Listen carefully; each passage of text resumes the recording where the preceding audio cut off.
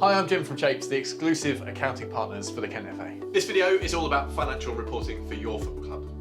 When it comes to reporting, and financial reporting in particular, there are 4 key things that you want to include in your accounts pack. The first is an income and expenditure sheet. This is a summary of the financial performance of your club over a period of time. The second report is a balance sheet. Now, this is an accounting term which refers to the financial position of your football club at a certain date in time. Thirdly, you need a list of who owes you money. And fourthly, you need a list of who you owe money to. You then want to figure out whether you report these things on a monthly or a quarterly basis. At the start of each season, you want to make sure that you've got an idea of what income you're going to receive and what expenditure you're going to have throughout that season. You want to make sure that you review your budget and make sure it's fit for purpose. Then you want to be able to report against it, highlighting any differences with commentary.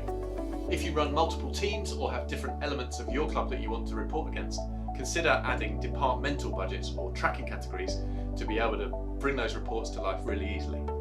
If budgeting is new to you, then just make a start. It can always be improved and tweaked as you go. For lots of clubs, we realise that cash flow is really tight and needs to be managed carefully, and it's important to get it right. You need to have a good understanding of what of your expenditure is fixed and what is variable. Once those things are known, you can look at what types of income can be brought forward or increased, and what types of expenditure can be decreased or perhaps pushed down the line. It's also really important to look at whether the money that you're spending is receiving a return and is worth that spend. Some things sound expensive, but actually can generate a huge amount of return on that investment. A recent example from a club we're working with have just spent about £200 on some sum-up card readers, but they've already made that back comfortably with the gate income that they've received and the time and the admin that they've saved. It's also really important that your club has a financial reserves policy in place. A reserves policy sets out how much your club should have in cash at any point in time. It's intended as a buffer for your running costs and any unexpected necessary expenditure that the club may incur. Typically, we'd expect the club to hold 3 to 6 months of reserves at any point in time.